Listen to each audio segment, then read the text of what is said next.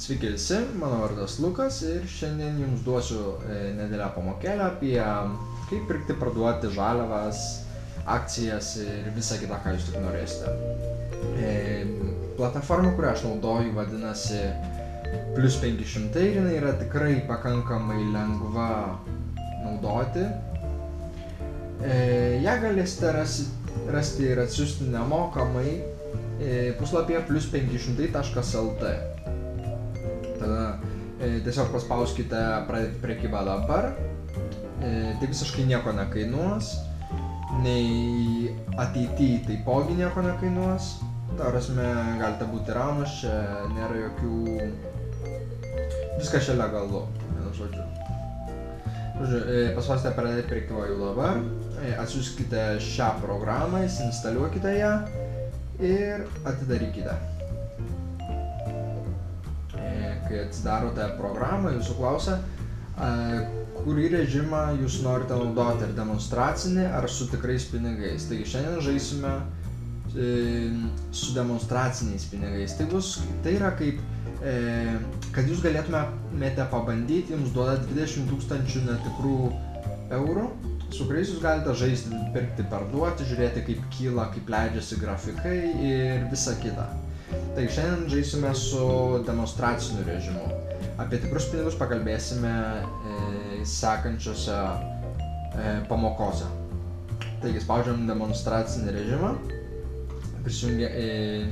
Ir jūs turėsite užsiregistruoti ir kai įvesite savo e-mailą, visą kitą, jūsų paklaus, kiek patirties turite pirkdami ir parduodami visokias akcijas ir visą kitą. Jeigu įvedate, jog turite mažiau negu 2 metus patirties, tada jums neleidžia prisiregistruoti. Tai tiesiog, nežinau, nors ir neturite patirties, jūs galite parašyti, kad turiu kažkiek patirties, nes tarsi vis tiek nieks jūsų jokios dokumentacijos apie tai neprašys ir tai tiesiog reikalauja plus 500 kaip socialinė filosofija, tai yra politinė filosofija šios programos, bet tarsi tiesiog, nežinau, tai nėra kažkas labai ypatingo, tiesiog paspausti. Taip, kai jau prisijungėte, pas jūs prie turimas turėtų būti 20 000, pas mane yra daug mažiau, nes aš išžaidžiau faktiškai visus savo pinigus, nes bandžiau faktiškai daryti viską, pirkti viską, parduoti viską per pirmą. Ir štai galima pamatyti mano uždarytas pozicijas, štai kiek aš pralaimėjau iš savo netikrų pinigų. Kai matome 5 000 eurų pralaimėti man pavyko per vieną vakarą, galima sakyti. Tai va. Iš tikrųjų pralaimėti pinigų yra labai lengva, jų laimėti nėra taip lengva, tačiau stengdamasis galite užsidirbti po truputį ir pasidauginti savo realias pajamas. Taigi, pradėkime su programa. Pagrindinis programos langas turi keturias dalis. Tai yra pirmoji dalis, tai yra maždaug įvairių instrumentų, finansinių instrumentų tipai.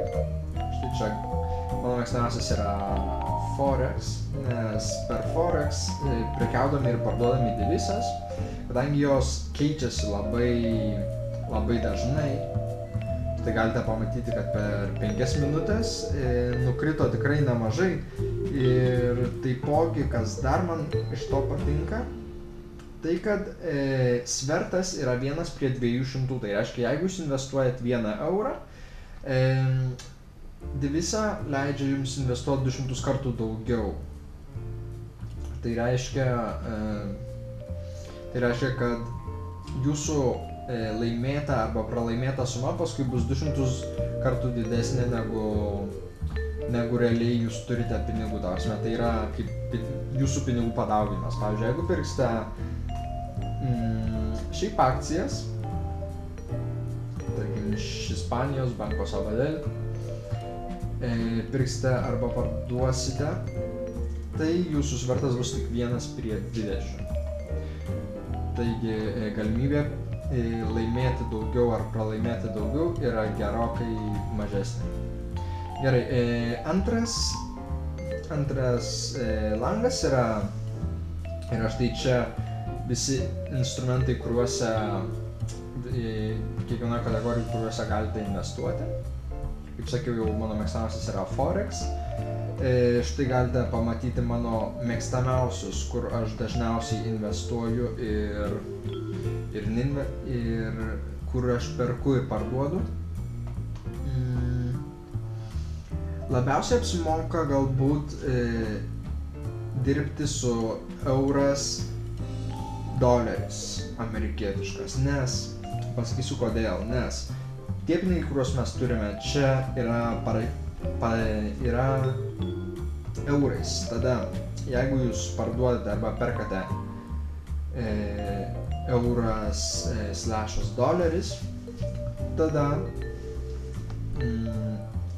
nereikia šitų eurų keisti į kitą monetą, kaip šiuo atveju. Jūs pirmiausia turite pakeisti euro monetą į Didžiosios Britanijos libras ir tik tada jums paims vieną komisiją, kad jūs pakeistumėte šitos eurus į libras ir kitą komisiją už tai, kad perkate šitą. Tada, kai tik nupirksite arba kai tik pradėsite parduoti šitą devizą, iš tikrųjų jūsų minusas bus didesnis, nes, kaip jau sakiau, čia bus komisija ne tik už pirkimą ar pardavimą, bet ir komisija už valiutos pakeitimą iš eurų į libras.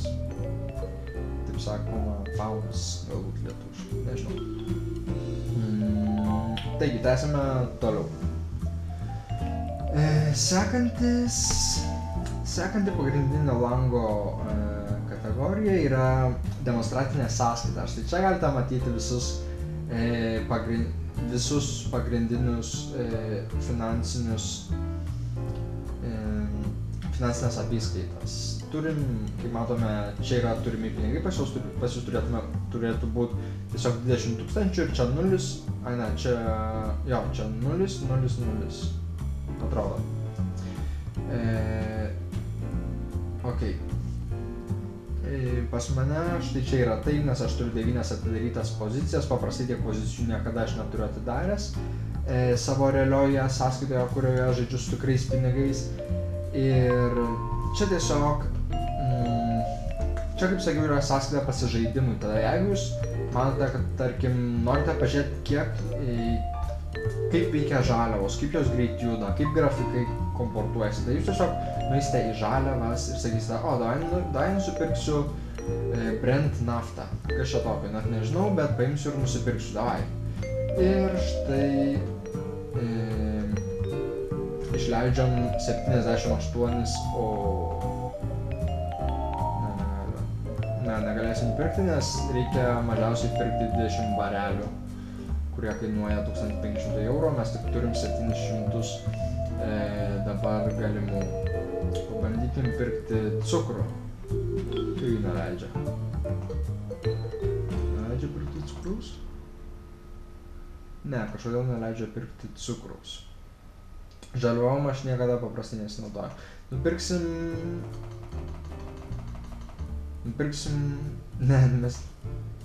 Žodžiu, su žaliavom geriau nieko nedarykit. Tarkim, nupirksim eurą prieš Japonijos jenį. Štai čia galite...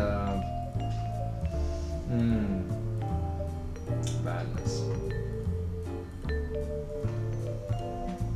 Žodžiu, 10 minučių jau kaip ir baigėsi, tai susitiksime sekančioj pamokoje. Ačiū, kad žiūrėjote. Iki.